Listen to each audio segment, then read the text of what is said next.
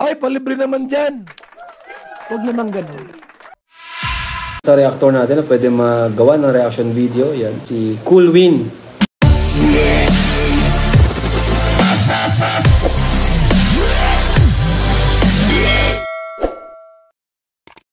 So ayun, what's up guys? Isang mapagpalang umaga po sa ating lahat. Good morning. Ayan, kumusta po kayo? Naway nasa mabuti po kayong mga kalagayan at malayo sa anumang mga uri ng kapahamakan sa buhay. Time check po, tayo po ngayon ay 4:30 AM. Ayan. So bago tayo pumunta sa work, gawa muna tayo ng reaction video. Ano po. So ito po ating reaction video ngayon.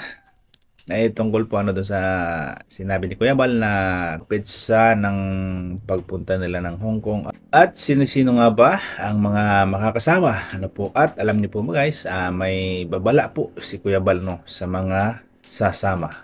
Hello po guys, magandang araw po mga kalingap. Subscribe natin, Cool Win.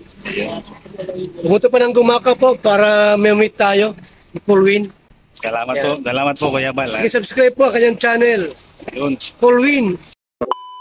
So maraming salamat po muli kay Kuya Bal Santos Matubang at kay Kalinga Prab, at sa mga baguhan po nga po dyan, baka hindi nyo po nadadalo ang channel ni Bal Santos Matubang, Kalinga Prab at Edna Vlogs.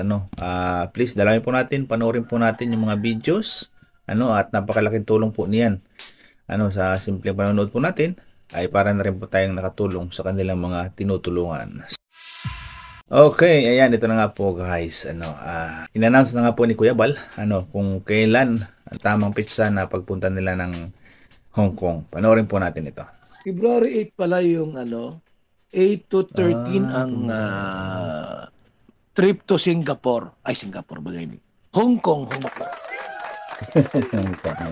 Dito po, nakikiride on ako dito sa trip na ito. Ito ay project po ni Kalinga Prab. Itong trip na ito nang nakaraan, Singapore. Gusto namang magkaroon ng mga meet and greet outside Philippines. Kasi marami mga dyan, Kalingap supporters sa Hong Kong. February 8, to 13. So, makaabot ang uwi na nila niyan, February 14, so Valentine's Day. Abot pa sila ng Valentine's Day doon. So, ayan po. Confirm, February 8 to 13 ang kanilang biyahe papuntang Hong Kong. Ayan, at yung mga Kalingap supporters natin dyan, ayan, ihanda nyo na po. Ihanda nyo na po ang malaking banner. Ayan, pag-welcome sa Team Kalingap. Ayan, dyan lang po sa airport ng Hong Kong. Naku, napakalaki pa ng airport sa Hong Kong. Munti pa akong maligaw dyan. So, ayan po guys, confirm nga at yun. So, bakit nga po ba may mga ganito, yung mga biyahe-biyaheng ganyan, trip-trip na ganyan, So, ito po guys ay isang way lamang po nila, nila Kalinga Prab, nila Kuya Bal. Isang paraan lamang po ito, na mapuntahan nila yung mga supporters nila, kahit napakalayang lugar po yan, labas na po ng ating bansa. Gusto nilang suklian ng Team Kalingap, ni Kuya Bal, ni Kalinga Prab, ng sino mang makakasama ang pagmamahal at suporta nitong mga OFW. Ayan, alam naman po natin na talagang marami pong supporters na nanonood sa ating mga videos ay mga OFW. Ayan, So, ayan, kaya nabubuo yung ganyang mga plano or pang tawag dyan ay mga mission ng Team Kalingap ay para lumapit or sila ang mismong lumapit sa kanilang mga supporters at mga tagahanga So ayan, napakagandang mga plano ng Team Kalingap para sa mga nagmamahal din po sa kanila at mapasalamatan personally ng pasalamat na maisukli ng Team Kalingap. Kaya ayan, good luck sa Team Kalingap na talagang hindi po natin matatawaran talaga yung kanilang mga suporta, yung kanilang pagmamahal din sa kanilang mga taga-suporta. So salute talaga tayo, wala tayong bang masabi sa Team Kalingap. At sino-sino nga ba ang mga posibleng maaaring sumama makasama sa biyahe na ito ng Team Kalingap. Yung may mga passport lang naman ang makapunta duman. Yung walang passport, siyempre makuha pa naman ito. Samantalahin nyo po ang ganitong programa.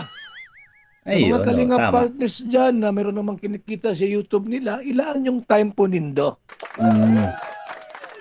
Eh, magkano ang budget dyan, mga Kalingap? Oo. Siguro kung mga 30 mil o 50, okay na po yan. Ako po, nilibre lang ako dito, libre ako dito. Nilibre ako ni Kalinga Prab, kami ni Ate Edna Vlogs. Wala man akong kwarta. So, tayo po ay maglaan ng panahon. At ang mga makakasama nga po ay yung meron na pong mga passport. Hindi ka naman makakabiyahe kung wala kang passport. At yung iba siguro na wala pang passport, ayan.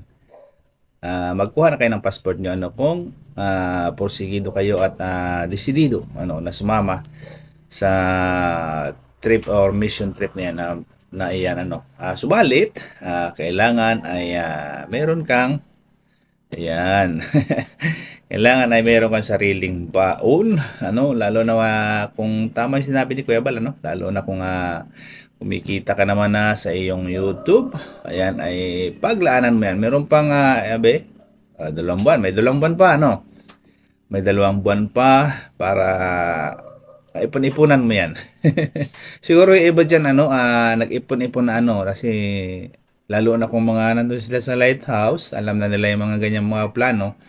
Siguro ang iba nag-ipon-ipon na para makasama Subalit alam niyo po guys, meron pong babala itong si Kuya Bal para sa mga gustong sumama. Ayan, panoorin po natin ito. Ay, palibre naman dyan.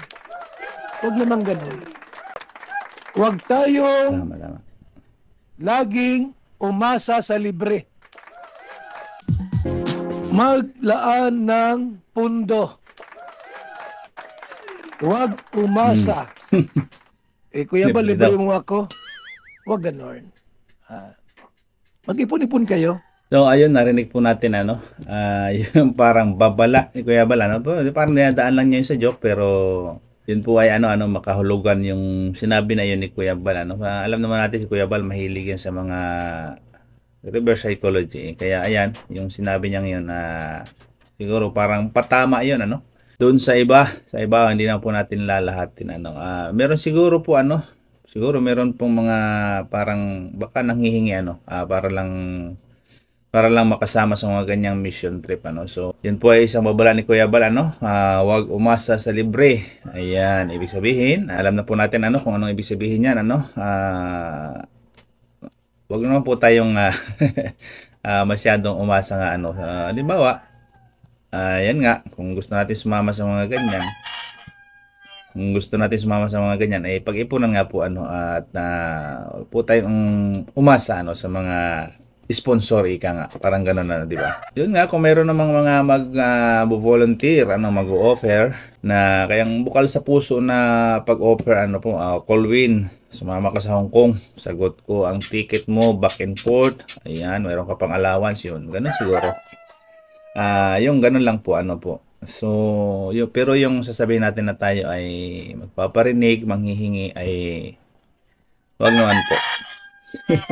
Wag naman po so parang ganoon po yung point doon ni Kuya Bal so ayan, ang importante nga po doon ay dapat ay pinaghahandaan natin, pinag-iipunan yung mga ganyang bagay maliit man o malaki yung kita sa YouTube. Ayan, kung wala namang ibang paggagastuhan pwede nating i-save paunti-unti po. Ayan, so yun lamang po. Ika nga ni Kuya Bal, huwag umasa sa libre. Po ayun, yun po yung mahalagang announcement ni Kuya Bal at ang kunting mga paalala. So ayun, at hanggang dito na lang po ang ating maikling reaction video. Salamat po sa inyong pagsama at panonood dito sa aking vlog sa araw na ito. Ayan, shout out po Team Jom Carl. Shout out po sa ating mga tagapanood.